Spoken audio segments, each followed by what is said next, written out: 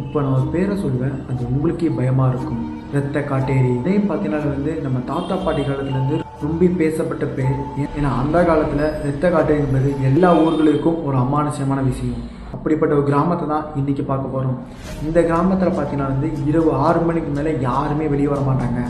23 வயசு பையன் பார்த்தீங்கன்னா அந்த கிராமத்தை கடந்து போகிறான். அங்கே பார்த்தீங்கன்னா ஒரு பெரிய வாடிப்போன மரம், அதுக்கு பின்னாடி பார்த்தீங்கன்னா ஒரு அழகிய பெண் பார்த்தீங்கன்னா சேலை பொட்டு பூன்னு வச்சு அழகாக நிற்கிறாங்க. அங்கே நிற்கிற பெண்ணை பார்த்தீங்கன்னா இந்த பையன் பார்த்துறான், போய் பேசுகிறான். இது அந்த பொண்ணும் நல்லாவே பேசுது. 2 பேரும் பேச ஆரம்பிக்கிறாங்க அந்த இரவில்.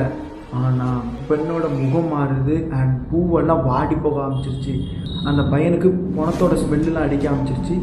அந்த பையன் பார்த்தீங்கன்னா அந்த இடத்துல மயக்கப்பட்டு ரத்த கக்கி செத்துட்டான்.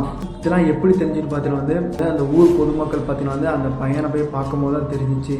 அப்போ தான் இந்த நியூஸும் வெளியே வந்துச்சு. கதையை பற்றி நீங்கள் என்ன நினைக்க மாட்டோம் கமெண்ட்டில் சொல்லுங்கள்.